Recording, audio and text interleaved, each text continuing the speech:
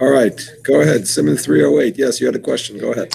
Yeah, what's the difference between like moving? I know I cannot move a candle, which is burning, but I can move. I think I can move an electric light. So what's the difference between that? Is one just an electric light is a kli, shalamakta iser, but candle is something else because it's burning and you might put it out. Is that the difference? So, I mean, moving an electric light that's on is not simple, to be honest with you. But for argument's sake, I'll argue your point. So a fire is a high-level muktzah. A fire is muktzah machmas gufay. What's the difference between moving a lit fire and moving a lamp that's on, an electric lamp that's on? So the truth is that's not simple. Moving an electric lamp that's on is not simple. That's true too. That's true too. But for argument's sake, let's just go through the argument. So a fire, an actual fire, is muktzah machmas gufay. It has no substance. It has no form as a keli. It's muktzah like a stone or whatever. And therefore, the candle, which is a basis for it, is also muktzah. And the candlestick, which is a basis for that, is also muktzah. Maybe the tray is, maybe it isn't, depending on the details. Maybe the table, yes or no, depending on the details. But at least the candle and the candlestick are a basis l'davar ha'aser. The candle, by the way, is a low-level muktzah. The candle would not be lit. We learned last week. The candle itself would be a kli shemalachta le'iser. It's a low-level muktzah. You can move it to have a use for it, or if it's in the way.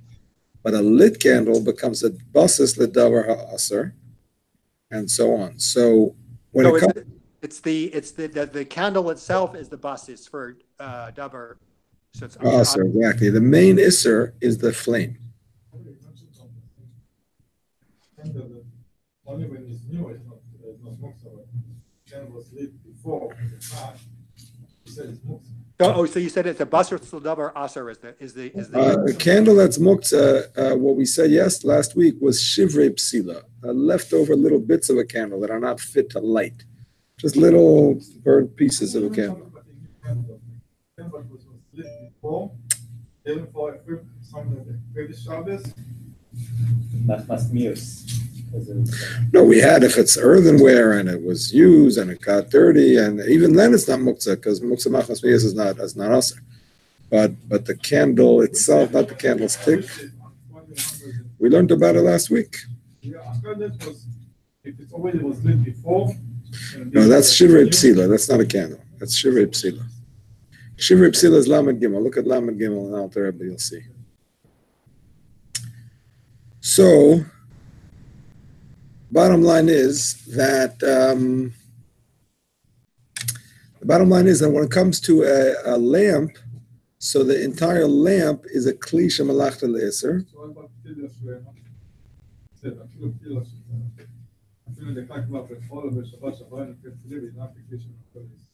Kli shemalachta le'iser. That's exactly it. That's what it is. Kli shemalachta le'iser. And you said the candlestick. The candle from the lit candle is also a kli shemalachta le'iser? The candle, if it wasn't lit when Shabbos came in, is a kli shemalachta le'iser. And if it was lit? The candlestick. But if it was lit, then what would be the candle again? I'm sorry. Candle would be a basis l'davar ha'aser. Oh, okay. Actually, it's also muktzah machmas iser. Thank you very much. It's also muktzah machmas iser, as a matter of fact, because it's forbidden to extinguish. So that wax is kind of devoted to remain lit because it's forbidden to extinguish. It actually has both of those statuses. After it's extinguished. If the candle goes out early, gets blown out, it remains muktzah. Since it was muktzah ben hashmoshes, it remains muktzah. As does the candlestick, because if it's a basis ben hashmoshes. Well, there's nothing left of the candle, obviously, but the candlestick remains a basis. It was a basis when Shabbos came in. You have no left of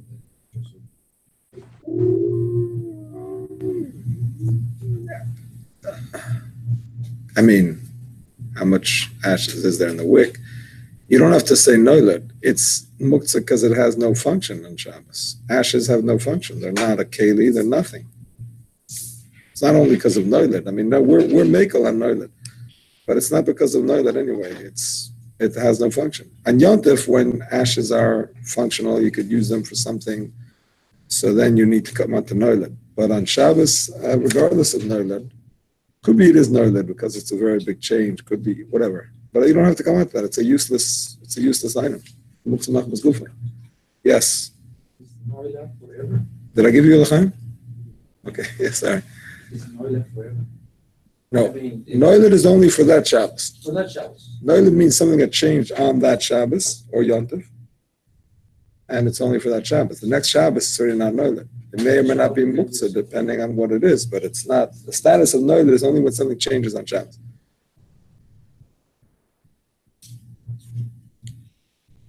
Amen. So we learned, I think, in the beginning of this. We learned in the beginning of this 308 that I think you could do metaltalin with a keli shalakto iser. Absolutely. So it would be okay to move the candle.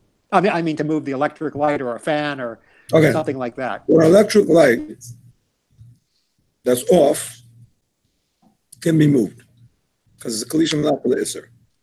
Okay. Fan, whether it's on or off, in simple halacha could be moved because it's also kli shalakto iser. When you talk about a light that is lit, a lamp that is on, an electric lamp that is on, if it's an incandescent bulb, which some consider fire, I have seen that some are machmer. I think about Yasher as machmer, and says not to move it because he considers that the bulb is like a fire, and a fire is muktzah, and therefore it makes the whole lamp muktzah. The lamp is like a basis, and the bulb itself is like a fire. On the other hand, I have seen that some places can say it's all just a kli shalakto iser, because the bulb is a keli, even though it's also a fire, but it's a fire that is contained within a keli, so the whole thing is like a keli. So there's it's not clear in that case. Incandescent, so it has light and heat. You mentioned in this class that they don't sell them anymore. They're illegal in Florida. No, illegal. Facebook not.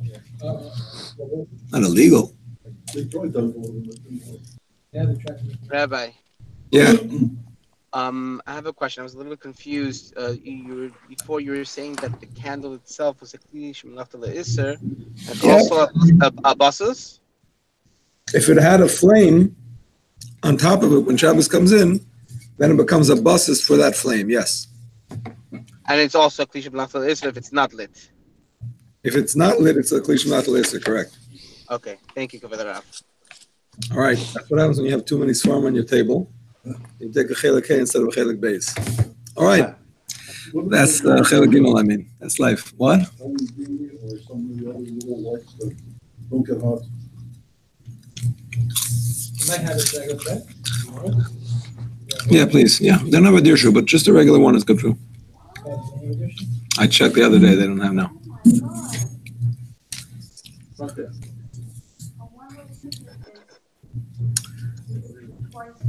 Any other questions? We have a little break while Rafal gets the Mishnah Berurah. Questions? So just buy a two-way ticket and don't use the other way. I'm sorry? Sorry. Rabbi, General questions. Yes, 1 second. Navi has a question. Yes. I'm sorry to interrupt. No, I'm always having. 1 second, Moshe. Navi has a question. How many different types of muktzah are there?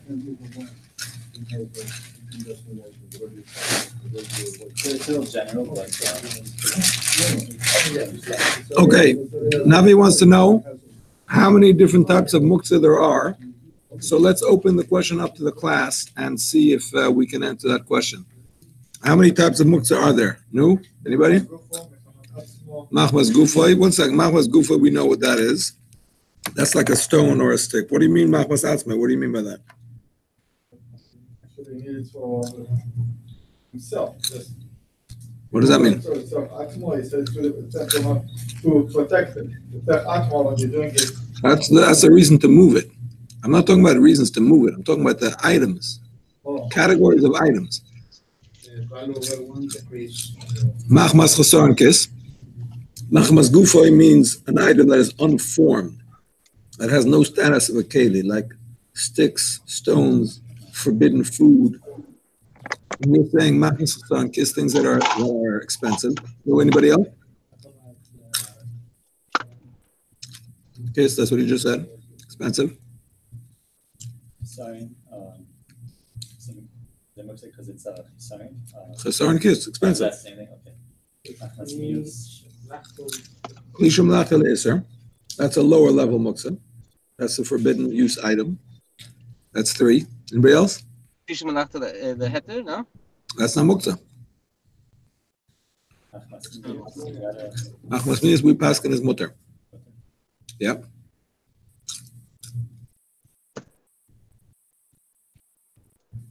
Anybody else? 3, that's it? No, muktzah gomer just means a very high level muktzah, but it's not a specific category. Both muktzah machmas gufay and machmas ankis are both muktzah gomer.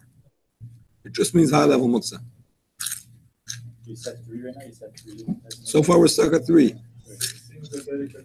Thank you very much. Wasn't there the Bein Hashmashos? Migoidis katsoy bein hashmashos. Now, this is true.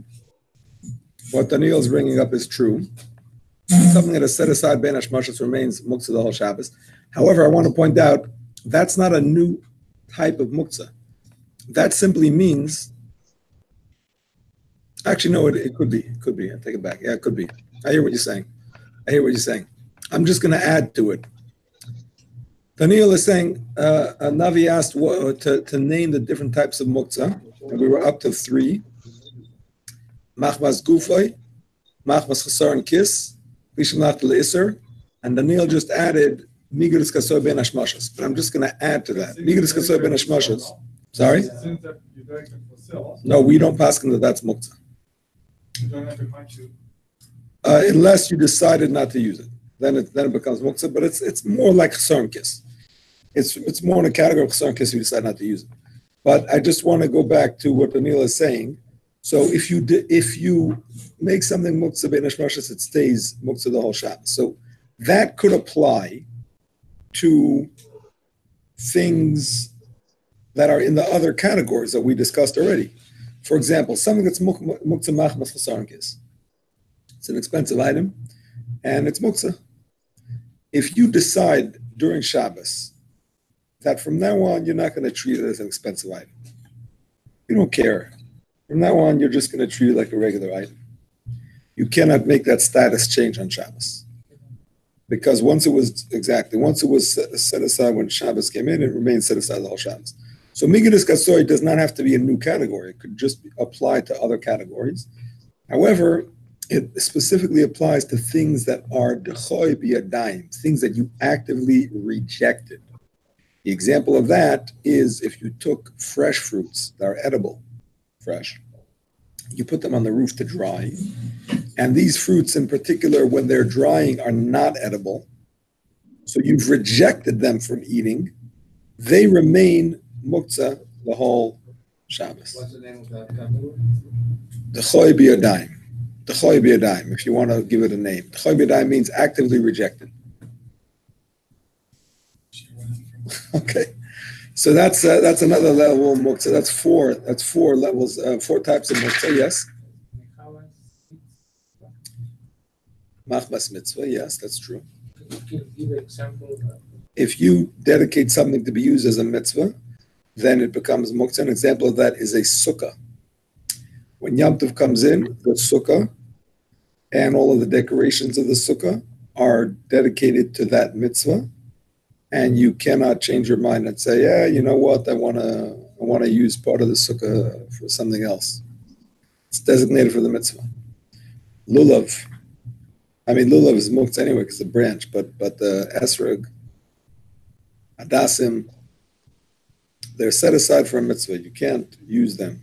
I mean, on sukkahs On Sukkot anyway, on Yontif, you could use them for the mitzvah. But on Shabbos of Sukkah, for example, they're completely Muktzah because they've been set aside for that mitzvah. So this gives us mix up on this one as well. You're not putting on Shabbos that this is not the Rabbanan. It is the Rabbanan.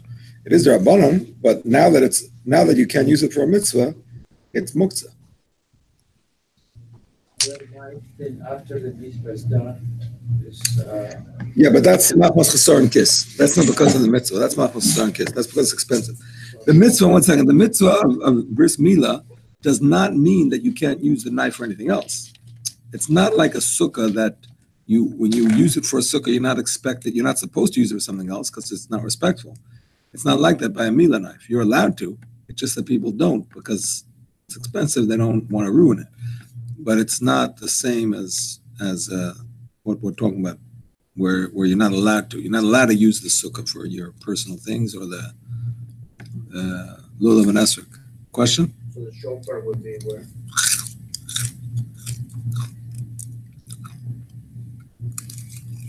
What's the difference between Shofar and the Lulav? What's used for the mitzvah? In the use of Shabbos. We don't use Shofar on Shabbos. So the helpful shows that you help to the top. So that's Did we learn this? Dachoi b'yadayim. Is that in any one of the No. things? No, we didn't. I think we mentioned it in passing, but we never actually learned it. It's going to be discussed in Shin Tes. Sorry, in Shin Yud 310.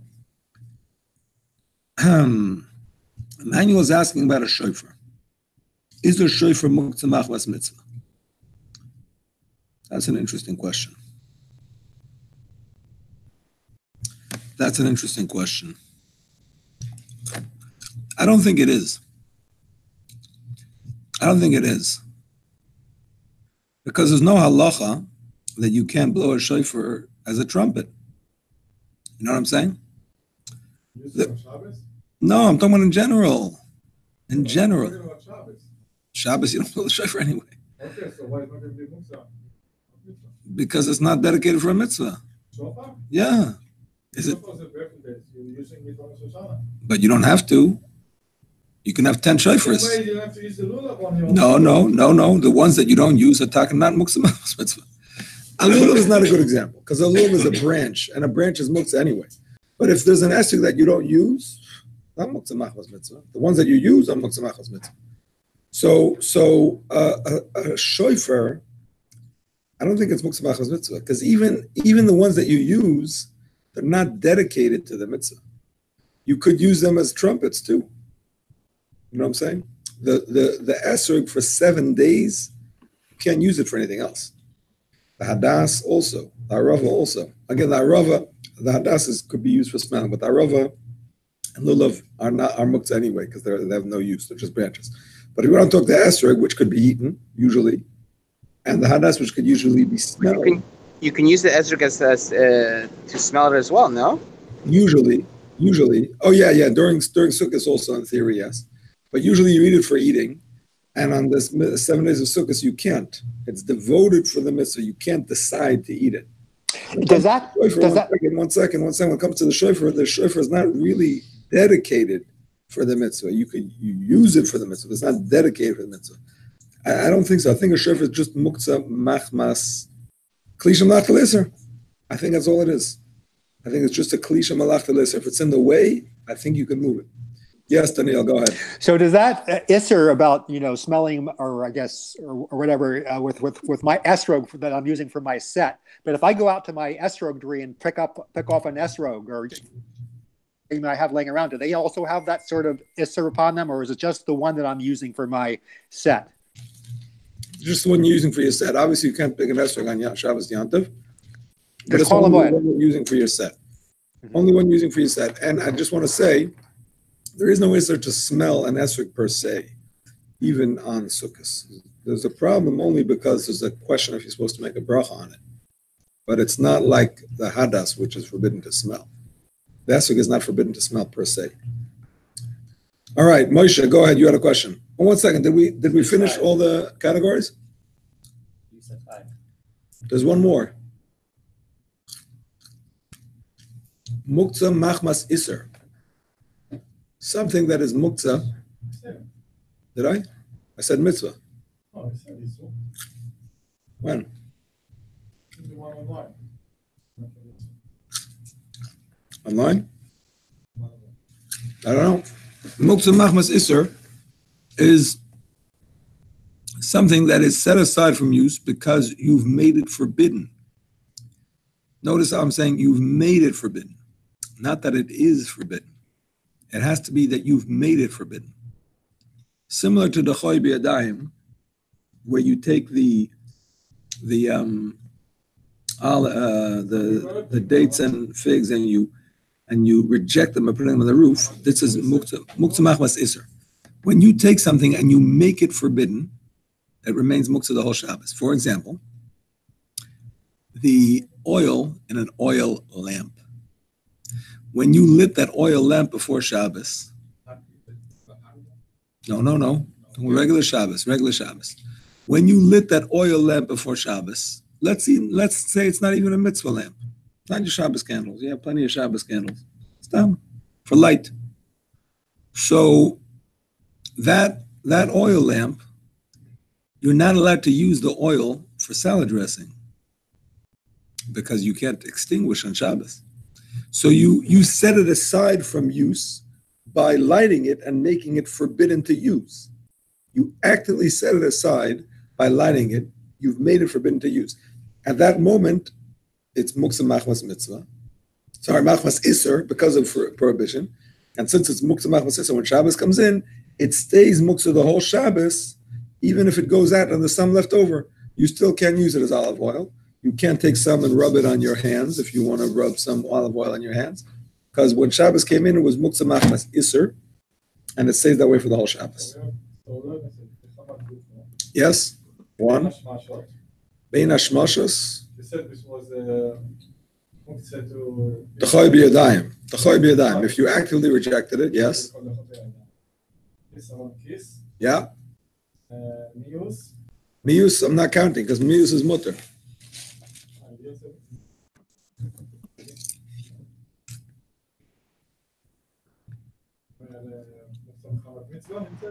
Mitzvah, yeah. Isser. The issue in the Because they're both actively rejected. One is actively rejected by doing something to make it unusable, but not forbidden per se.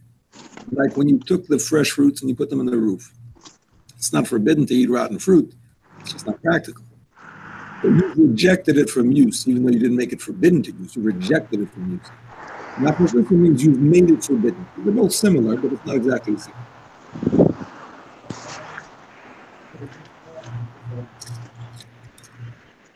And Klisha Malach Isser. There's two different things. There's Muktzah Machmas Isser, 6. There's Muktzah Machmas Isser and there's Klisha Malach Isser. They're different things, what everybody say. Klisha Malach Isser, to write it up, it's a good idea. What's the most strict? The most strict? The most strict type of Muktzah. Well, there's a 7th, everybody say. There's a 7th.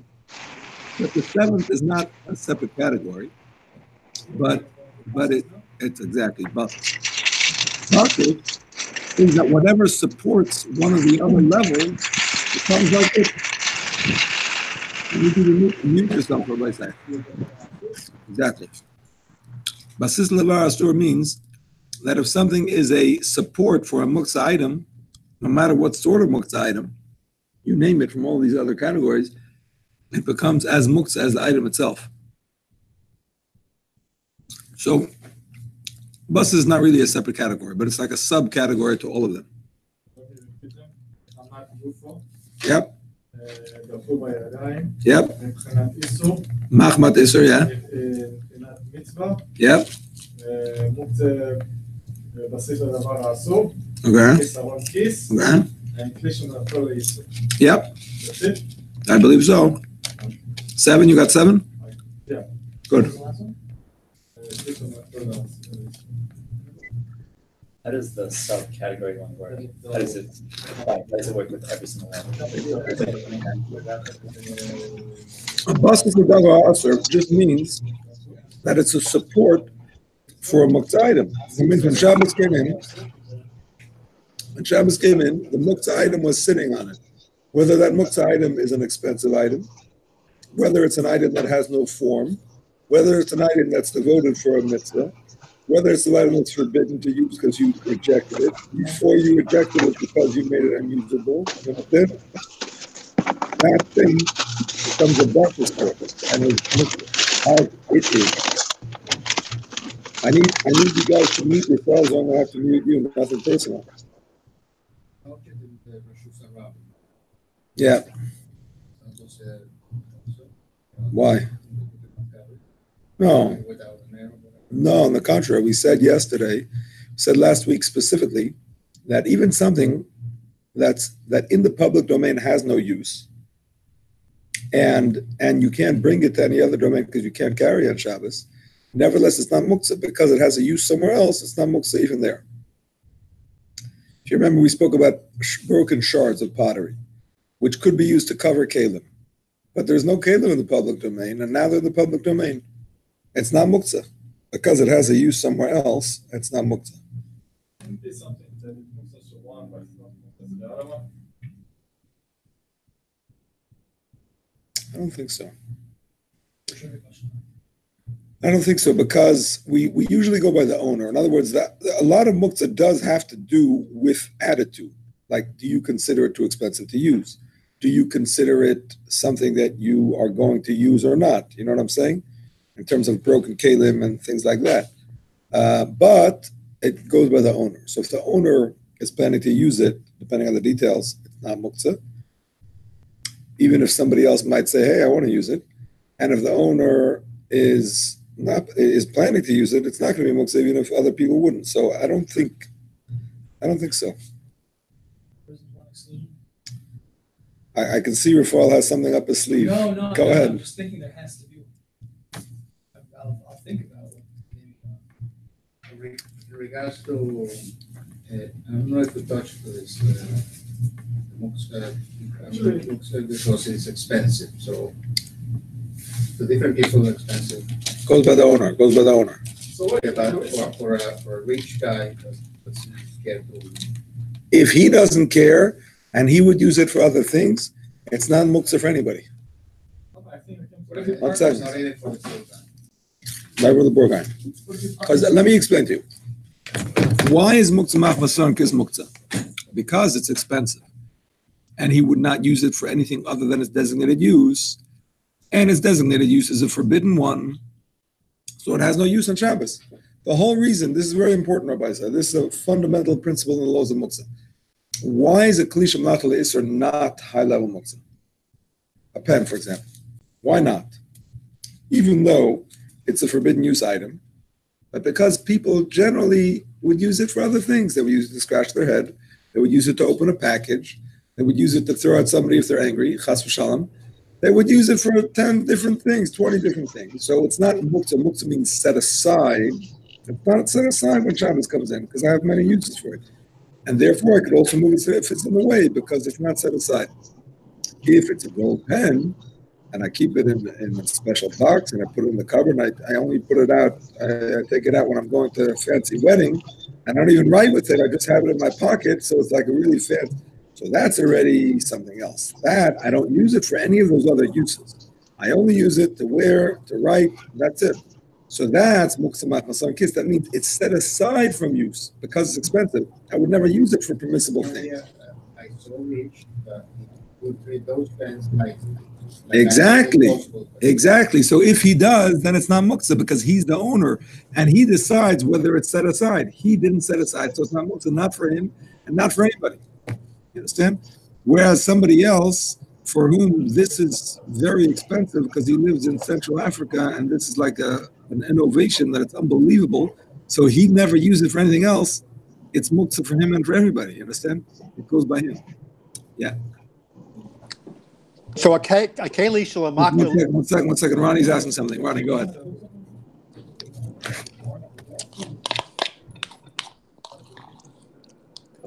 You can touch it, but you can't move it. You can touch a dog, but you can't move it. A dog is a high-level muktzah. A dog is muktzah machmas gufay. It has no.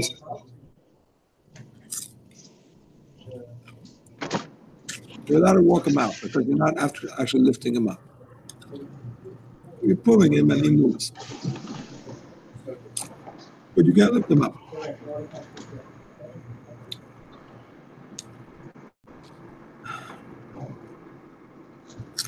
You definitely can't lift him. Is petting considered moving? Because you're moving the hair? I don't know. It's a big question. It's a big question. I know people have dogs. It's a big question. The owner himself is the dog, like someone else. Pick it up? No. Definitely not pick it up. Yeah. Or a service. The Moshe has a heter. The Moshe has a heter for a service dog. 1 second. What were you going to ask, Daniel? So a keli shalamalakta le'iser is not considered muktzah. It's just something that you wouldn't use. I always got that confused. One more time. I didn't hear it. One more time. To le'iser, for example, like the hammer that you would use for cutting for gold. In other words, or spices. That's a keli shalamalakta le'iser, but it's not muktzah. It's just you can use it, or you can't. You can move it. I mean, those are expensive. Aren't those expensive used items? Yeah, but what a keli shalamakta le'iser is not considered muktzah. It is considered a low-level muktzah. Low-level muktzah. Insofar as you cannot move it to protect itself. You can move it if it's in the way, or if you have a permissible use for it, but you cannot move it if you want to protect it from getting ruined. I see. Low-level muktzah. Okay. I see that Joseph wrote 6. Miyus chasar kis gufa iser basis trees. With Migul at 7. So you got to delete Miyus because we don't pass that Miyus as muktzah. Chasar kis gufa iser and basis are all true. Trees is gufa. Migul is katzah is the chol b'yadayim. If a shefer was muktzah machmas mitzvah, Chazal wouldn't need to forbid it on Shabbos with a gzeira. No, because if Chazal wouldn't forbid it, then it wouldn't be muktzah machmas mitzvah. It would be a permissible mitzvah. Just because it's a mitzvah doesn't mean it's muktzah. It's only muktzah if it's a mitzvah that makes it forbidden to use, you understand? If it's a mitzvah to use, then it's not muktzah from using because of the mitzvah. Understand? It's muktzah because of the mitzvah if the mitzvah makes it forbidden to use. David says one shouldn't blow a shofar at night during El or Rosh Hashanah. Even to practice. You can't practice in Rosh Hashanah, by the way. Rosh Hashanah is not for practice. Rosh Hashanah is just for the mitzvah. But during El, also during those times, wouldn't it also not be allowed to use it just as a trumpet? Although apparently some people do say it's okay at night. It's like a Kabbalah thing not to do it at night. I don't know if that. What is David trying to say? He's saying that at night you don't blow the shofar at all. But no, it's not. I mean, maybe in Rosh Hashanah night, whatever. I know, but it's a klisha machtal iser. That's all it is. A shofar is a klisha machtal iser. I don't believe there's anything more to it than that. Okay. With no further ado.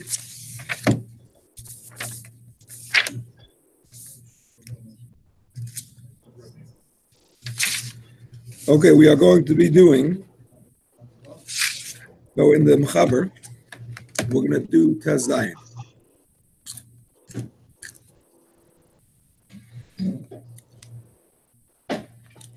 Okay, I'm going to read it, but I'm not going to dwell upon the details because the first two cases are not so practical. But I want to read it because of the third case. So you washed a shirt, and then you stuck a stick in it to dry it. In English, we would call such a stick a hanger. However, in those days, they didn't have hangers. They just took a random stick and they stuck it in the clothing to dry it. So that stick was muktzah. Sticks are muktzah, unformed items. The muktzah machmas gufay. He could remove it. But you cannot remove the stick from it because it's not a keli. It's muktzah machmas gufay. So to move it, even though you need its place, it's in your way because your body is where the stick should be. Your arms is where the stick should be. So you need its place.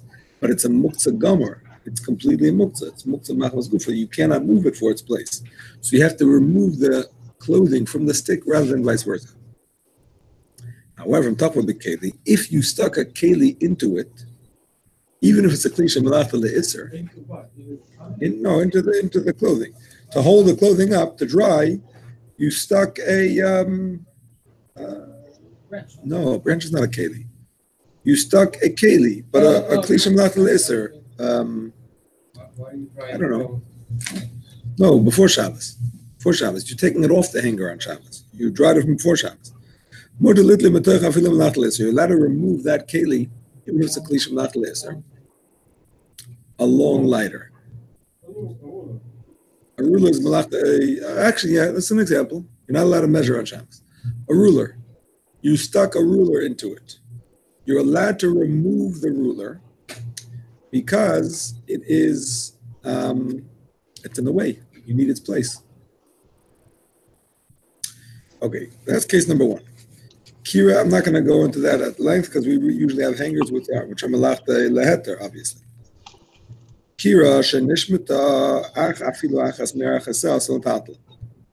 If even one leg of a oven broke, you're not allowed to move the oven, even though an oven is a klisha malachta isser, so it's a low-level muktzah. You would think you should be allowed to move it. Nevertheless, you're not allowed to because we're afraid that you might fix it. You might fix the leg, stick it back into the oven. Is that in general? Yeah, general. Things that break and could be fixed. You're not allowed to use them. Could be fixed. If there's a way to fix it, we're concerned that you might fix it, like he says right here. Yeah, if there's a way to fix it. So too, a long bench that one of the legs came out. Time, how much more so two of them? We mentioned this when we were learning 313. You cannot take the bench and prop it up on another bench and sit on it. Why not? But can you slide, if you start moving the bench, can you slide something under it? If you're not moving the bench, you just bring something, a chair, and you slide under it. So it's not going to be. I mean, if you don't move it, I mean, how are you gonna? Oh, you mean while it's shaky? Once it fell, I mean, there's no way to do it once it fell. But if it's shaky and you put something else underneath it to support it, yeah, I don't see why not. There is a concept of mavatal kli me'echanai, that you can't put something underneath something else in a way that ruins it from use. What do you mean? Over here, you're using the thing you put underneath to be able to hold it up and use the bench. Right. No, but the bench is muktzah. Can't move it, but that doesn't mean the other thing underneath it is batal me'echanai. Right, you're using both.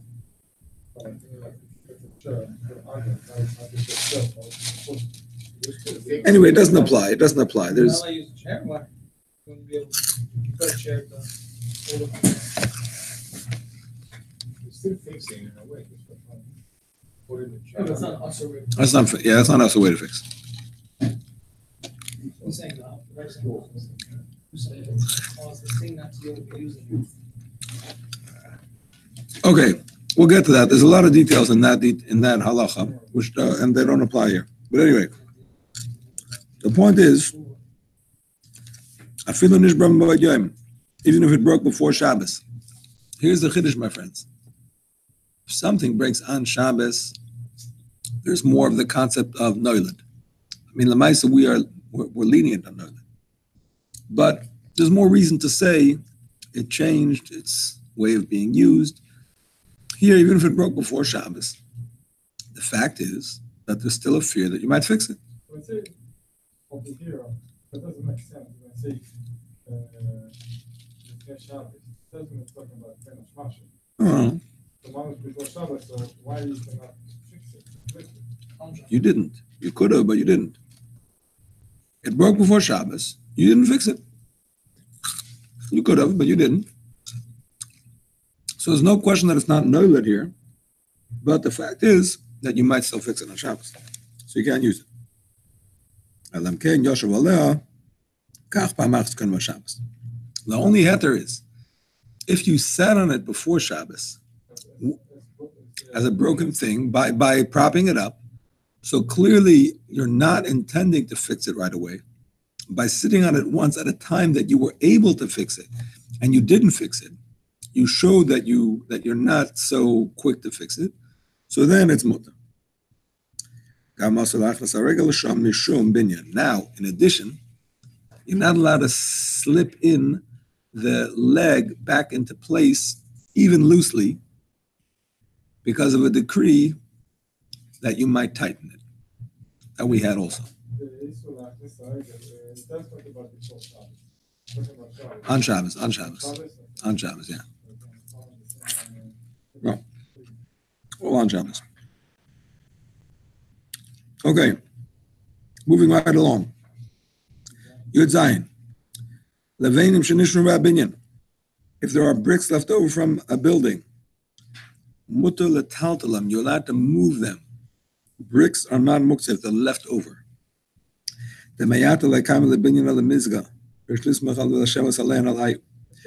Nowadays, I mean, because now that they're left over, you're probably not going to save them for another building.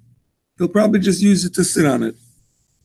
But if you made a pile of them, so clearly you're preparing it for another building project, you cannot move them. I did see in the Dirshu that he says that nowadays we don't really use bricks for seats, for chairs anymore. We actually use them for other buildings. So he says the halacha of leftover bricks does not apply anymore. Even if you're planning on sitting on it? We're going to see later that things that are not expected, in order to make it not muktzah, you actually have to do something to make it not muktzah. So because generally people don't sit on it, you're going to have to do something before Shabbos to indicate that you want to sit on it. Thinking is not going to be enough. But there are ways, as we're going to see.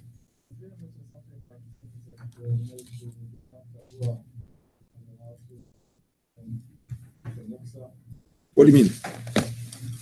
What do you mean? Use for being on Shavuot. Like we mentioned once in the past about the correlate. If this correlate makes for the go on the ground, make it be on Shavuot, not like just made for actually be on Shavuot. Right, it's Muktzah. But what do you mean dafka bein kavu? I don't know what you mean by bein kavu. Anything? They're used for this. Any building material is muktzah. Why dafka bein kavu? Any building material is muktzah. Yeah. So here, there's the difference because here you can sit on it. You use it for the normal to sit on. Wood.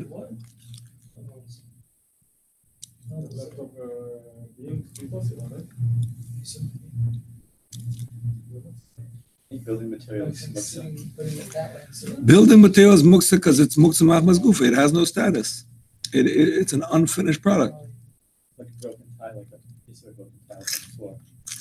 It's like Muktzah. It has no use. It's an unfinished product that has no use. Even if it did have a use, so the Mishnah says that the cleave, only a piece of the cleave breaks, and not the entire cleave, even though that piece has shaykhs, it could be used for something else. It's still connected to the first thing, and it's not usable for that object. So this is not usable for the first object. It's muktzah. Understand what I'm saying? Not muktzah. You got everything right up until that point. No, okay. Yeah, go ahead. Since the item let's say a bowl broke, Mm-hmm. but the bowl, only a piece of the bowl broke, a tiny piece of the bowl. Yeah. Since the whole bowl can be used, it didn't break entirely. Yeah. So that piece, even though it can be used for, say, a bottle top, Yeah. it's still muktzah. I'll show you. Because I read wrong. From what I read, it said it's still muktzah because it's shaykh to that first thing, and it can't be used for that first thing. That's nolet. That's nolet. Maybe he's strict on nolet. Maybe he's strict on nolet. Right poskim are mekel on nolet. But if you're mekel on nolet, that's nolet. It has a different use. It used to be part of that, and now it's going to be used in a different way. But it still has a use. If you don't know nolet, that's mutter.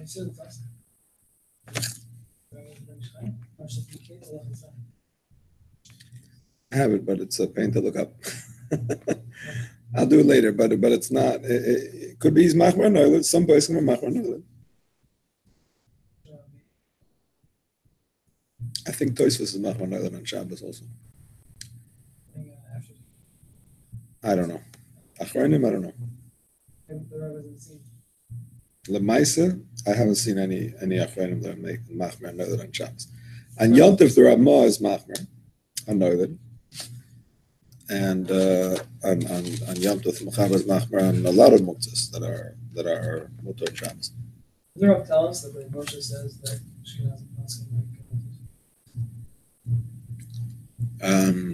Maram says it. Maram, not Rav Moshe. Maram Rottenberg says it. what was his name? Sorry? What was his full name? Meir, right? I was just thinking if it was a Moshe, then I wouldn't have got it wrong. But I don't think so. I think it was Meir, yeah. I don't know.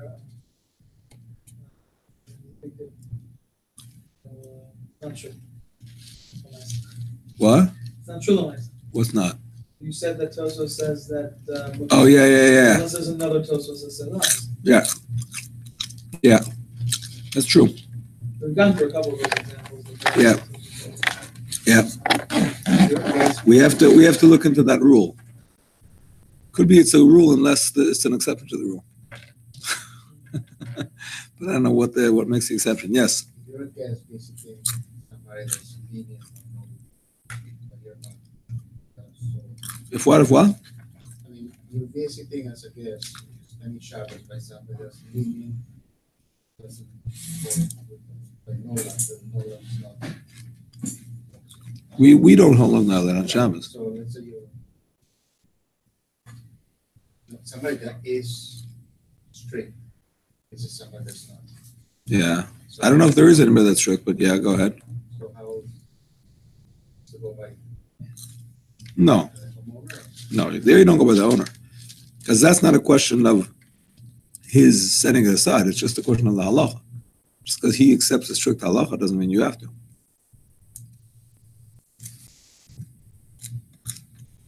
I mean, don't be disrespectful in his house, but other than that, okay. All right, my friends. Number Yudches, 18. In the Machaber, a thorn that is in the public domain. You're allowed to move it less than 4 hours at a time. In a carmelist, you're allowed to move it even more than 4 amas. We're afraid that a person might get hurt by it. A public might get hurt by it. In a case of possible damage to the public, the Chacham were not strict on the Isser Shvus. The Mishnah Berurah, spike. So it's something small, like a needle. No, it could be big. Could be like a metal, like a sharp metal object. I think that's also called a koitz in Chazal. A sharp metal object. I think it also has that title of koitz. Kivod Rav, I have a question. Yes. If let's say, for example, you're walking and there's a huge piece of, like a huge branch on the sidewalk, are you allowed to kick it on the side so nobody could trip on it? Kick it, you could for sure, because kicking it is kalach. Yeah, that's no problem. Okay. Actually, speaking of kicking, to avoid a danger, Just to answer something you asked last week, Eitan. You asked a question last week about a window that breaks. If you can take out the panes, the shards of glass that are stuck in the pane, you asked it? Because you might get hurt. So I saw in the Dirshu, he brings up, Shlomo Zalman says you can do it with the shinoi. You can do it with the shinoi, like kicking it or something. Elbow.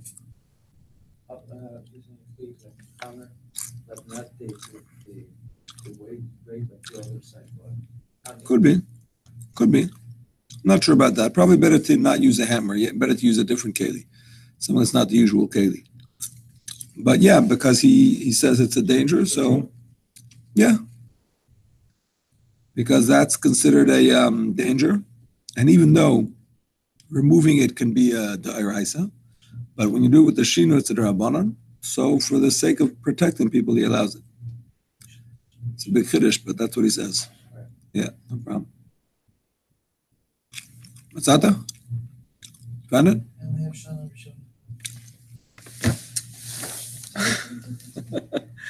Okay, so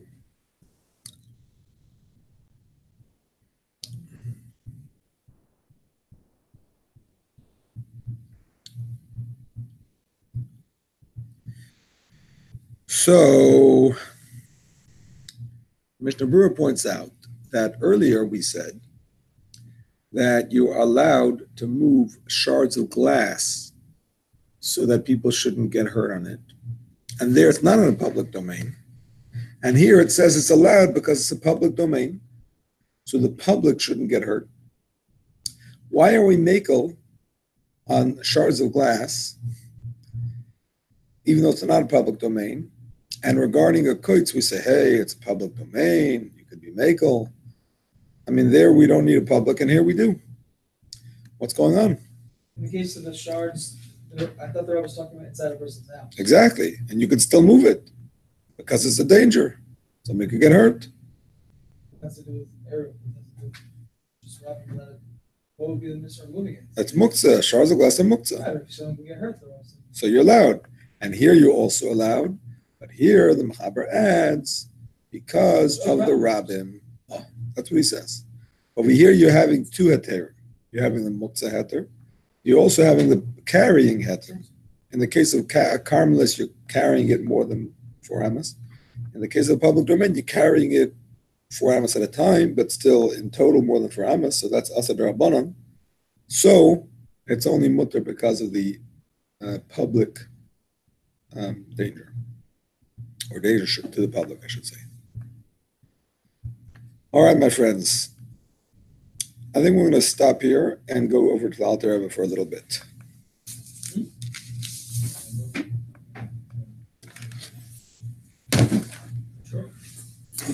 Boy side, the herring is sitting there. It's waiting for some attention. So I don't know, eating herring since when?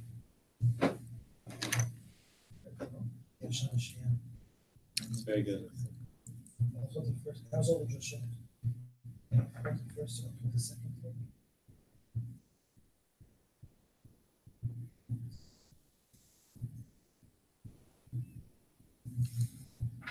Pasata?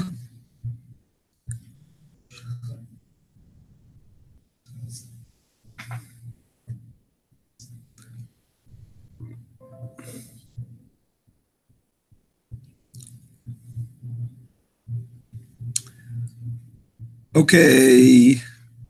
Actually, yeah, there's one thing that I meant to say in the Machaber, and I didn't, because I see it now in the Alter Rebbe. I wanted to do Machat, Lamed Ches. Lamed Vav I did last week, no? No, we did not do Lamed Vav. We got up to Lamed Gimel. Okay. Okay. Oh, I'm sorry, Lamed Daled. We're going to skip, sorry. We're going to go to Lamed Ches. Where is it in the Machaber? I want to go back to Yud Aleph in the Machaber before we do Lamed Ches and the Alter Rebbe. Yud Aleph in the Machaber is Machat Shleiva Mutal Tadal Lipa B'Sakoitz. You're allowed to move a complete needle to remove a splinter. Yud Aleph. I'm going back to Yud Aleph because I missed it. A complete needle. When I say complete, what I mean is that it has an eye and it has a sharp point. You're allowed to move it because it's a kli shemalachta le'isr, low-level muktzah. You're allowed to move it to remove a splinter because it's a permissible act. Removing a splinter is a permissible act. Of course, you have to be careful not to draw blood. But if you are careful not to draw blood, even if it comes, but if it wasn't your intention and it wasn't necessarily going to happen, that's okay. So you're moving a kli shemalachta le'isr for permissible use. If either the eye broke off or the tip broke off, then it's asar, because it has no use at that point. It's muktzah machmas gufay. It's a piece of unfinished metal at that point. So, what's the food, when you said if it's split, if you split the pin in the back, it's fine to carry on Shabbos. You know what I'm talking about? No. What do you mean by split the pin in the back? There's like, let's say the shot, that's part if it will be split. Why does it have to be split? I don't understand why it has to be split. To avoid like to be like carrying it or muktzah or I don't know what. Well, but I mean, it's an ornament basically. It's an ornament, yeah. That's what it is. So why does it have to be split? I don't understand why. Lo avanti. To be able to carry it on Shabbos.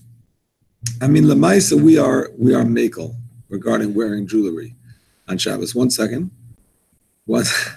Regarding wearing jewelry on Shabbos, we're makel because we don't hold that you'll show it off. Yeah, you're showing off. Mashiach. I mean, I think I don't know what else is it. If it's a sign, stam like an advertising, then you can't carry it regardless of one pin, a split pin. You can't walk around advertising, stuff on Shabbos. Can't do it. It has to be an ornament. It has to be like jewelry. Yeah. So it says, And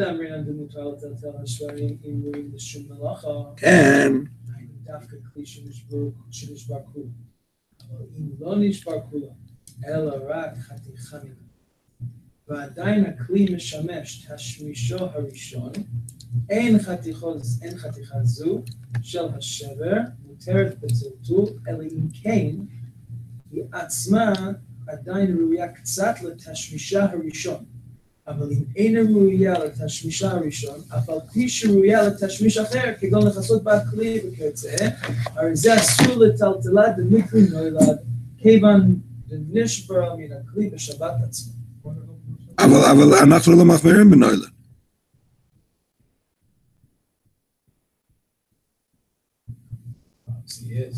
Okay. He's entitled. The Jewish people, Sfardim and Ashkenazim. It sounds like he is, but that's not the accepted psak. Not by the Ramanat, by the Machaber. I'm saying he doesn't have to go by either one, but it's a chiddush. It's a chiddush. Okay. Only if it can be used for something else. Even if it can be used for something else, as long as it's not fitting to be used for the first one. Okay, this has to be examined, but I don't know the pshat right now. Machat shlema. I mean, there are types of noiled. There are types of noiled that we actually do hold of. Shemeh? There are types of noiled that we hold of. We mentioned this last week or maybe 2 weeks ago. And that is if something changes its form completely, so that it's a completely different sort of thing. You were talking about ashes before, actually. Ashes are noiled gomer. The Maisa ashes are Muktzah anywhere on Shabbos have no use. But on Yontif, when you have a use for ashes, right? Because you could use it in your fire or whatever, covering blood of a bird that you might shech on Yontif. But if they burnt on Yontif, if the wood burnt on Yontif, they are complete noiled, because the use of ashes is completely different. It's not a little bit different. It's completely different than wood. So that's a noila that we do hold of. And we've had that in the past. Milk from a cow could be noila depending on the details, because that's a noila gomer. That's such a big change. And What's the change? from Outside? from blood to food. From And blood to turn it food. into blood, it turned it into milk on others? On Shabbos, yeah. How do you know that? Because I'm saying if it happened, later on during the day, not that you didn't milk it in the first half hour of Shabbos. Milked it on. Yeah. I don't know how long it takes, but Does it say in the order? I think it says it's only if you don't do it right away, it's considered to be done on Shabbos. I don't remember if there's a specific shear. My point is that there is a concept of noilet, but that's only if it's a completely different item, and this doesn't seem to be. It's a keli with a different use, so I don't know. Okay, lamachas. Machat shlema. The Alter Rebbe, no, the Alter Rebbe. Machat shlema, complete needle. Mortal tatla little boy sakot, you're allowed to move it to remove a splinter. Kedin klishamat lis, shumatlan tzah gufa, just like any klishamat lis that you're allowed to move for its use. What if you're gonna bleed? Is that okay? No. Ubevachi zor matil sakot shetana b'lo shlo yitzidam. You have to be careful when you remove the needle, the splinter, not to make it bleed. Bevadai, certainly, you can't remove it if you're going to certainly make yourself bleed. That's choivel. Because you're taking it in a way that is a psik reisha. Understand? You're not allowed to do it if you know that it's going to bleed, because that's called a psik reisha. That's a definite unintended consequence. Yeah, Akasha. What if you don't know if it's in? If it's still sticking out, it's for sure not going to take it. But if it's completely in, most likely it's not. It's completely in. He says an example of when you're for sure going to have to. If the thorn, the splinter, turns over while it's being removed, so that it's not going to be straight out, you're going to have to yank it out, so it's going to be breaking flesh on the way out. So then, as soon as you see that you're going to have to break the flesh, then you have to stop. It says that.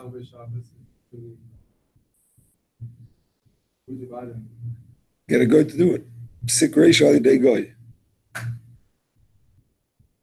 For a Jew to do it is a very serious shayla. It's a shayla of deraisa. Is it bleeding? Yeah. If it's very, very painful and you don't have a volume. I don't know. I mean, it's not an actual deraisa according to most poskim because it's a davar.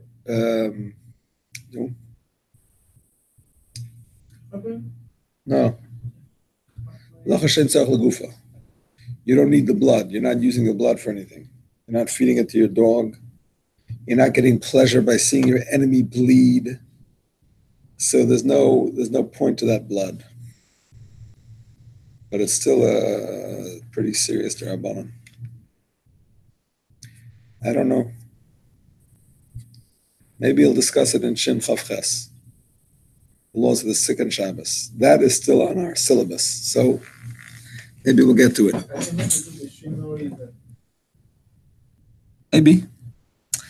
Maybe we do have cases in Shin Chav Ches where you're allowed to do melachas derabanan because of tsar. I mean, a very simple example that it says in Masechta Shabbos is that if there is a blister that's very painful and it's bothering you very much, you're allowed to pop it on Shabbos. You're allowed to pop it to take out the pus that's inside, even though making a hole in the body could be a malacha d'oraisa, because a hole that both acts to take things in and out is considered like a makav patish. It's like an important hole. It's like finishing something. That could be a d'oraisa, but over here you're just taking out and not in, so it's only d'rabanan, and it's mutter b'makam tsar. Tell me, let's say this puppet, if you just tied something very tight on it, and you know that if you're going to press it, you're going to pop it. So it's considered a shinui, instead of just use your finger. It's probably a shinui. Probably Shino. Aval machat shenidl chuda oichor. However, a needle whose sharp point or whose eye came out. Also, the tatla, you're not allowed to carry it. Because it has lost its teres kli. Doesn't matter the eye. Very simple. Because as long as it has an eye, it has a function. It's used for sewing. When the eye is broken, it has no function. Now, of course, you could also use it to take out needles, but people don't save broken needles to take out splinters. You understand? People will use a needle to take out a splinter. They won't save a needle just for that purpose. See what I'm saying? So as long as it has an eye, it's a kli, shemalach le'eser, so it's a low-level muktzah. You could move it for permissible use, like to take out a splinter. But once it's broken, even though it's still fit for taking out a splinter, but it's not considered a keli anymore. It's considered a piece of metal, an unformed piece of metal. It's muktzah gomer, and therefore you can't move it even for permissible use.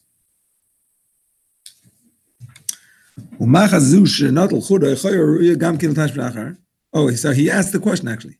When it comes to other kelim, we said last week, a broken piece of pottery is still fit to use to cover another keli, so it's not muktzah. He says it's not the same. Why? Actually, let's finish the question. And this still has a permissible use. You could use it to take out a splinter. It's not usual to use it for that use. When you have a broken needle, you generally throw it out.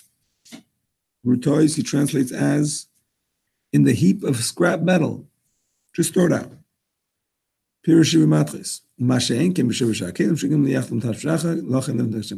Not so other broken pieces that you usually keep for another use, that's why they're not muktzah.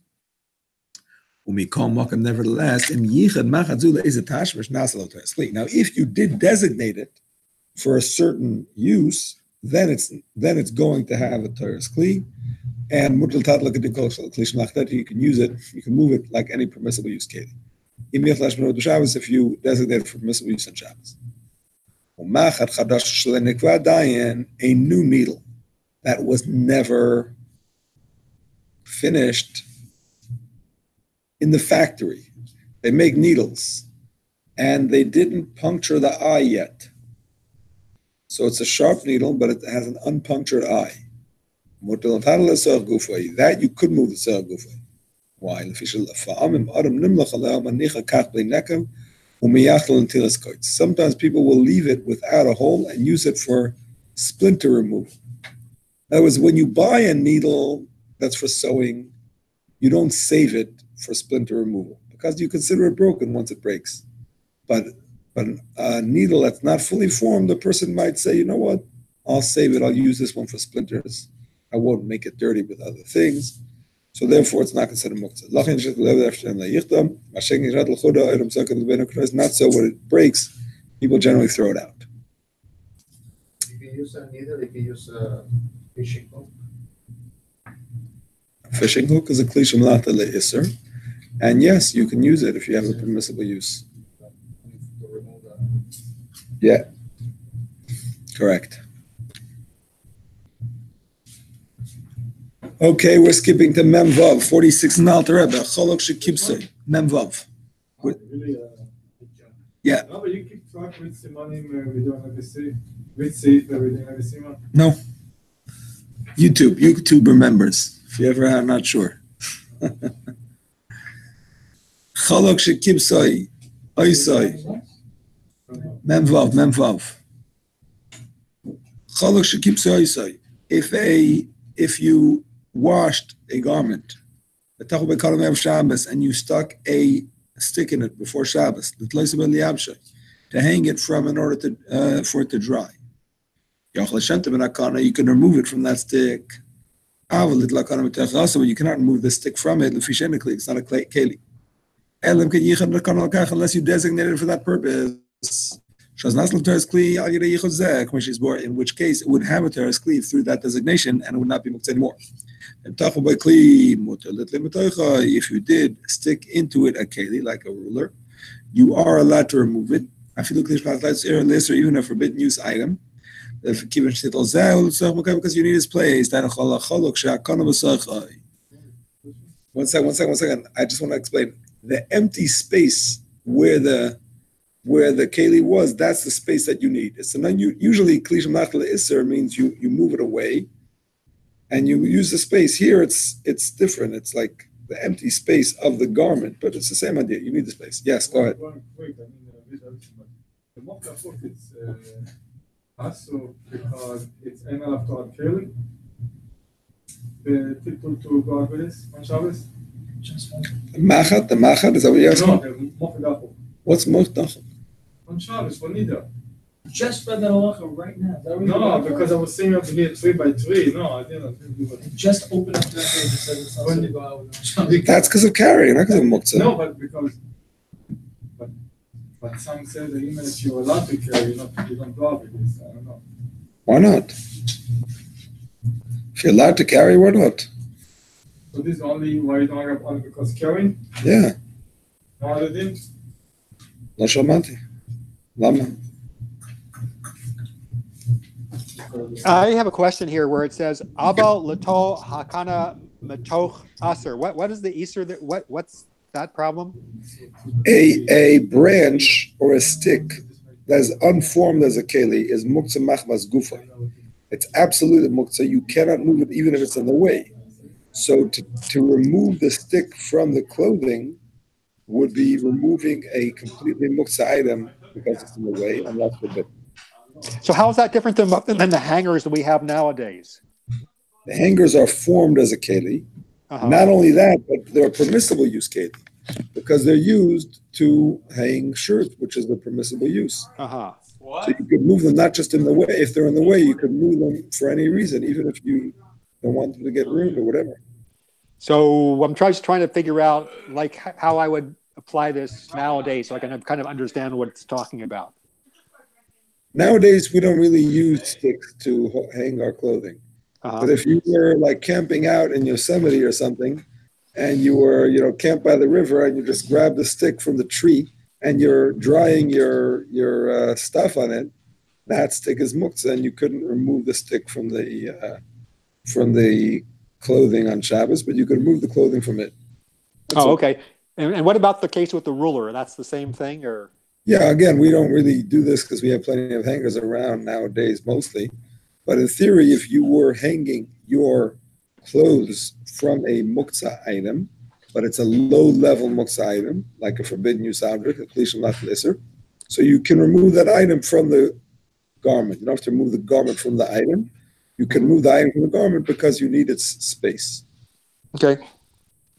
Thanks. Sure. What if you're going to use the shirt? Well, why are you doing it if you're not going to use the shirt? Space because inside. I'm saying that's why you need it. Otherwise, why are you doing it? If you don't need the shirt, then you shouldn't even be moving the shirt. Because we said a kli shemelachta leheter, you also can't move for no reason at all. There are exceptions to that. The Alter Rebbe holds the only exceptions are food, drink, and sfarim. The Mishnah Berurah brings that some include the clay seuda, and the Dirshu says that those that are mekel on clay seuda are also mekel on clothing. But the Alter Rebbe clearly forbids clay seuda, so therefore he would forbid clothing also. So I don't want to put in the books. That's correct. Okay. Mem Zayin. Because I saw the bench says, please do not. Uh-huh. Oh, yes. Clay Suda are not what? Not muktzah? You wouldn't be able to. And clothing? I remember he said clothing is one of those exceptions. Interesting. So, Interesting. I thought it was Lishitase. That's what it seemed from the Dirshu, but maybe there's other opinions. I don't remember. Clothing can be muktzah. So how come It's not muktzah. It's not muktzah. It's just that you can't move it for no reason. So how are you allowed to fold it? Put it back when you love it. Remember? I want to- That's a reason. That's a reason. What do you mean? You have a reason why you're doing it. You're not doing it stam. Why are you doing it? It's probably on your bed. It's in the way or something. Take the whole scene and put it aside also. I'm just saying that the chiddush of folding over there is that folding is not usher if it's not on the lines. That's all. As far as moving it, presumably you have a reason to move it. He doesn't get into that there. Presumably it's something that's in your way or some other reason. You know what I'm saying? Okay. Mem Zayin. Kira shenish b'tachas mi'achasa. Hanu pitputim shelo kein raglayim. As in tadlet sel gufa gzer shem yachsel laharegel v'yiskenu shem mechoizik v'yischai mishum boina. All right, let's see how Rabbi Tager translates here. When one of the supports of a cooking range becomes detached, i.e. one of its pegs that serves as a leg comes off, it is forbidden to move the range to perform a permitted activity. This was a decree instituted, lest when it turn the leg to its place, inserting it there forcefully, in which instance he becomes liable for building. Not bad. Okay. כל שכן שתיים. אסור לטעת לי ולהניחה על ססלך אחר לישב עליו, אפילו נשבת הרגל מבעוד יום. אלא אם כן ישב עליו כך פעם אחת קודם השבס בלי לחזור את הרגל. שזן לך שם ימלך להחזיר לסויקה בשבס. So too, a long bench that one of its legs came out, and certainly two, you're not allowed to move it and put it on another bench in order to sit on it, even if it came out before Shabbos, unless you sat on it once before Shabbos without returning the leg, in which case we're not concerned that you might change your mind and attach it at the end Shabbos. You cannot return it even loosely on Shabbos. Maybe you might put it in tight. You've given the less as something that is always kept loose, as we explained in 3:13 when we learned it.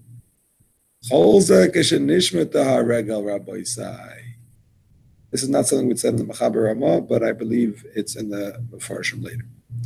This is only if the foot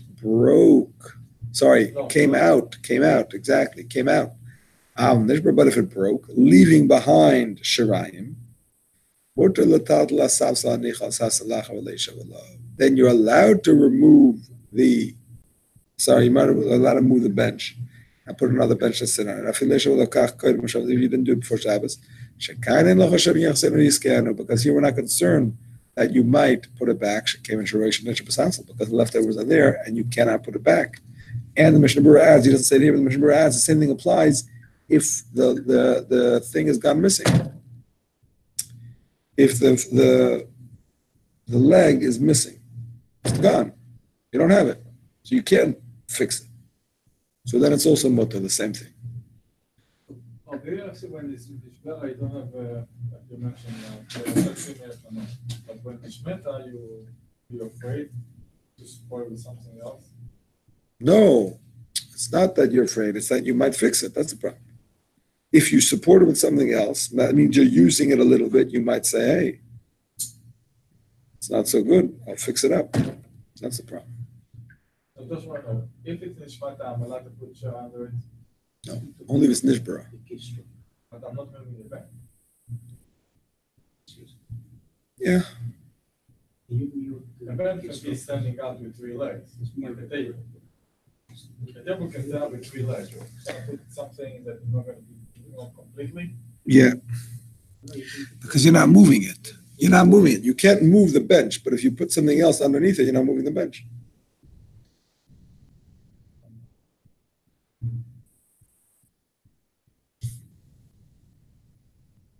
Going back to the first paragraph. Yeah. What is a permitted use of a cooking range?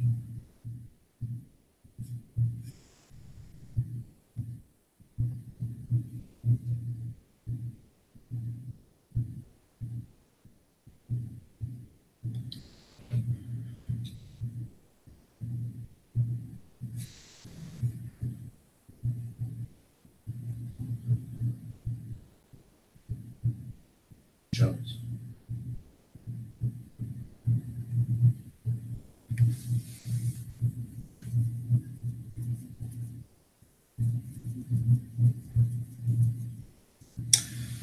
I'm going to say to put stuff on top of it, to use it as a buffet table. You have guests coming, you want to put down some food for them to, I don't know, I'm just thinking, I don't know, something like that. To cover with a nice tablecloth, and you use it as a tray, as a little table. But he does say something interesting in note 234 in the English here. The Tilul David maintains that the Alter Rebbe's wording is exact. There's only prohibition against using the range for a purpose, because then one might try to insert the leg. The range may be moved to use its place. That's a chiddush. Shomim? How I understand from the Alter Rebbe, it says it in English. He only says Letzerach Gufa. Alter Rebbe says Letzerach Gufa. He doesn't say Letzerach Mokayma. You can't move it Letzerach Gufa to use it, because if you use it, you may fix it. But if it's Letzerach Mokayma, if it's in the way, you're not going to fix it. You're just moving it because it's in the way. Then it's allowed. It's a nice chiddush. Yeah. So the Alter Rebbe is very specific. So why didn't I mention this in the book? That's the whole point. He says Letzerach Gufa, and he doesn't say Letzerach Mokayma. He's telling you, if you pay attention, he's telling you it's only also Letzerach Gufa. It's not also Letzerach Mokayma. Okay. Memches. Levenim shenishru me'abinyan. Leftover bricks from a building construction. What does allowed to move them? From now on, they are not going to be used for building, but rather to lean on them and sit on them. And therefore, they have a status of a keli. But if you arrange them one on top of the other, clearly you're setting them aside for further building. Once they have the halacha of building materials, they go back to not being a teres keli. They go back to being an unfinished product, and therefore it's Muktzah mas gufay, and you cannot move them at all. Mem test koitz menach b'shus harab. Yes. But what's the rationale in that? Because enemies, you're moving them because you want to sit on them, so you have to move them. Maybe you want to put one on top of the other to sit on them. The ikr is to sit on them. No. He means that you arrange them in a way that is like a building pile. Obviously, you arrange them to sit on them. On one on top of the other, so I can sit on them. If you arrange them in a manner that makes it easier for you to sit on them, of course it's not muktzah. That's even less muktzah. He's talking about if you arrange it in a pile for future building, the way builders arrange them. I don't know how they do, but that's what he's talking about. Actually, I just want to go back to the broken items, because the Dirshu discusses a broken pair of glasses. He says a broken pair of glasses that, let's say, the arm came off or one of the lenses popped out. He says you shouldn't use it. Even if you want to use it with one arm, as people sometimes do, or with one lens just for one eye, he says you can't do it because you may fix it. I asked you, Yeah. how is it if the lens comes out, you can pop it back in? I don't know that specific. We learned about the screwdriver. It's a little screwdriver, and you have to fix the side of that. We learned about binyan. That's what we learned about binyan. I couldn't hear. I'm sorry. Popping a glass back.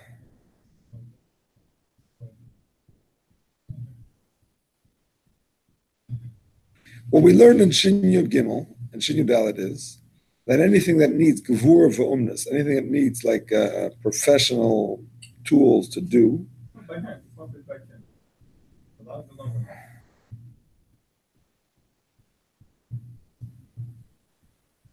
Is it tight? I think it's tight. Who said it's mutter? I said it's mutter. Unless we shall with another rabbit, I ask. I don't know. If it's mutter, it's a chiddush. It's not simple. If it's mutter, it's a chiddush. I'll try to look it up. But Lamaisa, Lamaisa, let's just talk about the what are these called? The arms. So this is definitely forbidden to connect because the screw is tight. It's definitely something that's professional. The hinge. The hinge is called the hinge. Oh no, I'm sorry. I thought temple. I think. The arm. So it's definitely you need a special little screwdriver. So it's definitely a problem to reconnect it. This is deraisa to reconnect it. It's tikkun kli. So therefore you can't use it even without the arm because you may be tempted to fix it. However, based on this seif, the Mefarshim say, if you lost the screw, or for certain if you lost the arm, then you can use it because there's no temptation to fix it. And let's say you can say like if you use it. If you use it before Shabbos. Before Shabbos once. Same thing. If you use it before Shabbos, then you can use it, yes. What about fixing this out the screw? In other words, put something else in, like a paper clip. You're not tightening it. If you can't do that on Shabbos because you may use the. If you can't use it without fixing it at all, how much more so you can't fix it a little bit and use it because you might fix it the real way. If you did that before Shabbos, that's fine, but you can't do that on Shabbos.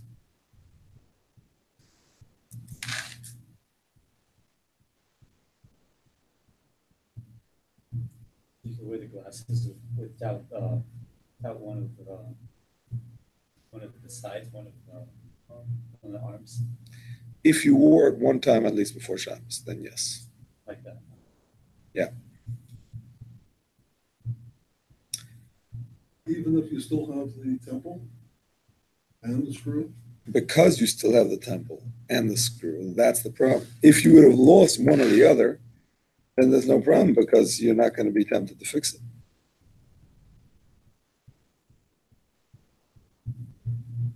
Sometimes it works even without the screw. Like sunglasses, you just attach it and it stays there without the screw. Right, but you might not be happy with that. You might be nervous about that. Yeah.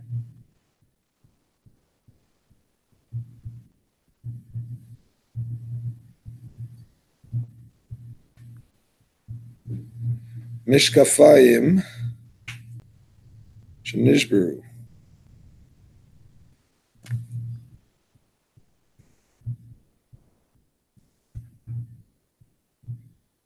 Mishkafayim shenispak ach miyedoisov zechuchi yosef.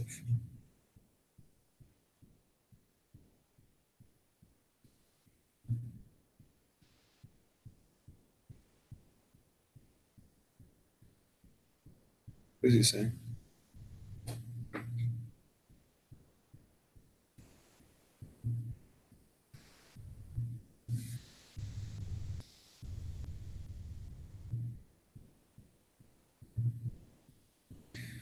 Yeah, he includes a popped out lens in the same category. Since you can't fix it, you also can't use it without fixing it. Let's see what he says. This is the Piskei Teshuvos. Eishal Avram b'schuches ha'haduka l'mizgeres b'choyach ha'v'choyzik shelo yalidei boireg k'moy shemotzu b'zmanenu b'mishkafayim b'plastik afilu hoitzia v'echnis b'moisachol kam pamim ein lokal achzir b'shabbos kivin b'achzir moisach b'koyach v'hiduk t'mrakom patish. He says even if it doesn't involve a screw, if it's tight, it's asar. That's the Piskei Teshuvos based on the Eishal Avram. So. No, I think I was just surprised I got an answer said probably wasn't too, but I don't know if it's not you, I know who was it. What did the Rav say that if it was, if it's I was not? surprised. Eishal Avram says if it's tight, you can't do it even without a screw. Okay, we continue and we say, a thorn in the public domain. Memtes.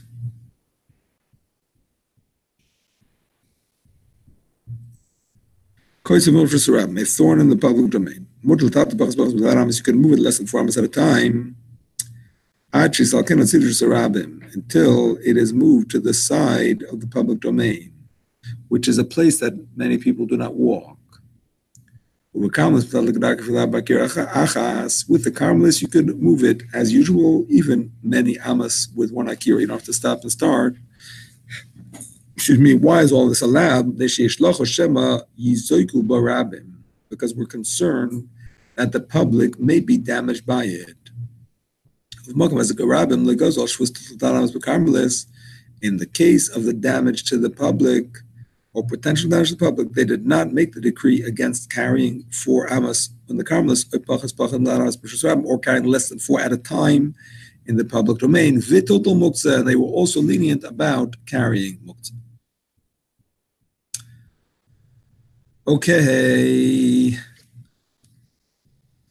Okay, we're up to the next bit, which is Charoyes Sheldeka. We are going to learn it first in the Machaber. And I must warn you that Charoyes Sheldeka are not so practical for today. Sorry? Branches, yeah. Yeah, exactly. Date fronds, palm fronds. We don't really use palm fronds to sit on them, but we're going to learn about them anyway because they're relevant for the next halach. Chaf. Charoyes Sheldeka shekatzasim l'sreifa. If you cut palm fronds for burning, for kindling wood, Muktzah meim v'asal ta'atlam, they're muktzah like any other kindling wood. If you sat on them even a little bit before Shabbos, now you're allowed to sit on them on Shabbos. How much more so if you tied them together to make it easier to sit on them? Or if you thought about them while it was still day, to sit on them, even if you didn't think specifically, I'm going to sit on them on Shabbos. You thought about sitting on them, whether on Shabbos or during the week, makes no difference. That is enough. So we have 3 heterim, Rabbi Say. 3 heterim. Even if you cut it down for the purpose of burning, if you either thought about sitting on it, or you actually sat on it, or you did something to prepare it for sitting. Chashav, koshar, or yashav. Avol, however, nidbach shel avonim, when it comes to a chaf aleph, exactly, when it comes to a row of stones, even if he thought about it before Shabbos, also leishav aleihem, you're not allowed to sit on them, unless you arrange them. Some say that the stones are the same as the charoyes, and it's enough to think about them or just sit on them. You don't actually have to arrange them. That's the main halacha. Okay. So, but let's go back to the first opinion of the Mechaber, which the Magen Avram agrees with, by the way, not like the Ramah. The reason for the difference between the Charoyes Sheldeka and the Nidbach Shel Avonim, the date palm fronds, and the row of stones, is that palm fronds was considered a normal thing to sit on. That was considered normal. So therefore, it's very easy to designate it for that. Even if you originally were planning to burn it, it's easy to switch that designation. When it comes to rows of stones, which were not normal to use as seats, so there the Mechaber holds you actually have to do something to make them into seats before Shabbos. It's not enough to think about it. It's not enough to even sit on it. You have to actually do something about it. Again, the Ramah is Mekel, and he says the same as Charoyes, but the Magen Avram is Machmet like the Mechaber. That's what the Alter is going to pass on also, and say that something that is not usually used for a certain purpose, in order to designate for that purpose, it's not enough to think about it. Even to do it, you have to do a maisa with that thing. You have to do something with that thing to show that you want to use it for that purpose. What does domam mean here? Elaim domam? Damum? Limdum. Limdum, yeah. Limdum means sidrum, pirush, sidrum. You arrange them. He arranged them, like he moved them into a shape, exactly. He shaped them for sitting. This also relates, my friends, to Chav Beis.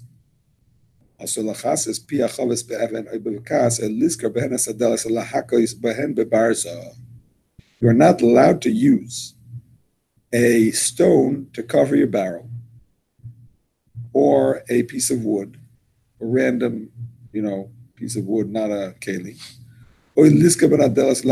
You also cannot use a stone or a piece of wood to close a door, right, to prop it up against the door to keep it closed, or open for that matter, or to use it to kind of bang in a barza. A barza is like something that's holding wine sealed, and let's say you can't get it out, so you just want to push it into the barrel to let the wine come out. You can't use a stone to do that.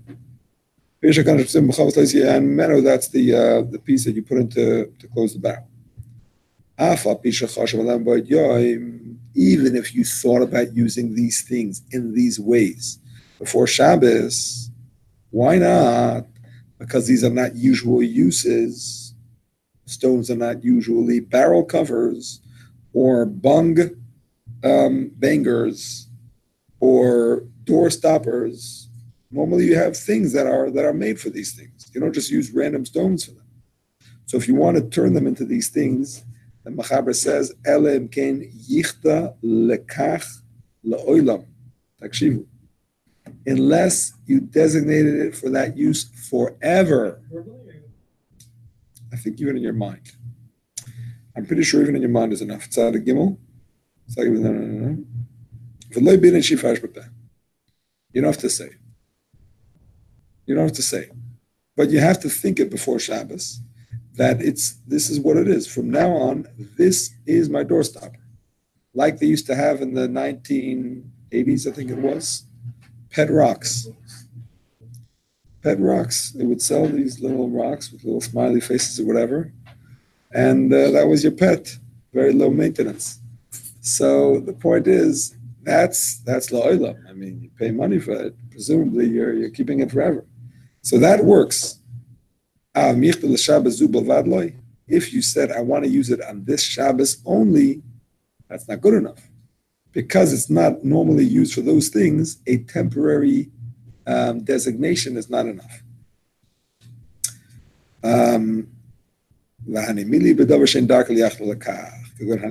That's only true by things that are not usually used for those uses, like the ones we said.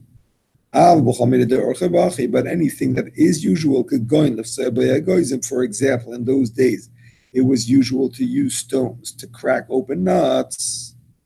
Nowadays, not so much. But then they used to do that. For something that it is a usual use, even though it's Muktzah until you decide, but you don't have to decide that it's forever. You don't have to decide that you're going to use it for this Shabbos.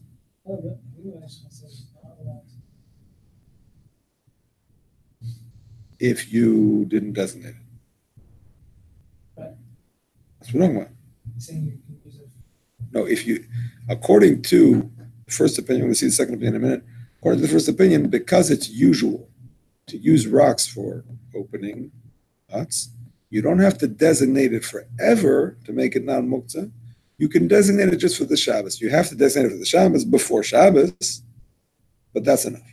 You don't have to say, this is my nut cracker from now on. But it's not like you can't on Shabbos think that I need to use it. On Shabbos, you can never do that. Right. Shabbos, you can never do that. You definitely have to designate it before Shabbos. The question is it enough to designate it for this Shabbos, or do you have to designate it for the foreseeable future? Some say it makes no difference. Some say you always have to designate it forever.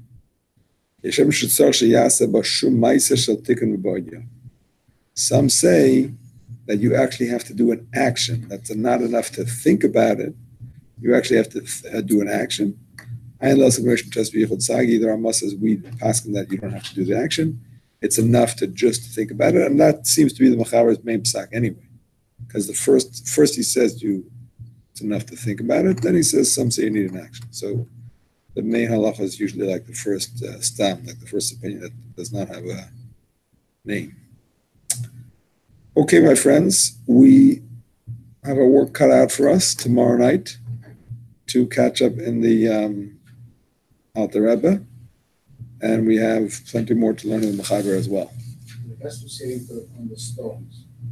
they need to arrange them because what if it's a huge stone? It's one.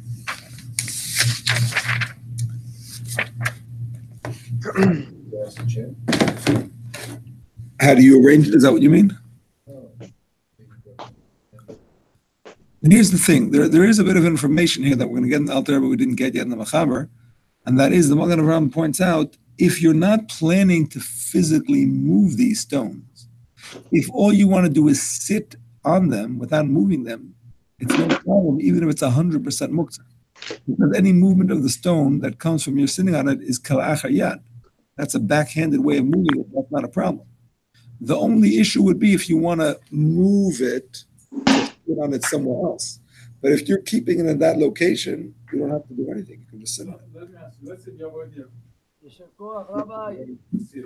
My pleasure. One more time.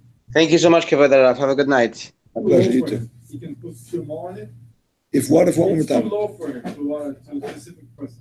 Yeah. Allowed to put another stone. You see? Stones that were already set aside for sitting or not? They're leftover. So in a way, you took like 5 and you. Leftover from what? Leftover from what? And you have another few aside. Stones are muktzah unless you set them aside for sitting or you arrange them for sitting. You arrange some. Only the ones you For arranged. you, it's fit, but for someone else, it's too low. Only the ones you arranged. Only the ones you arranged. Whatever you didn't arrange stays muktzah. All right, Rabbi Isai, thank you very much. My pleasure.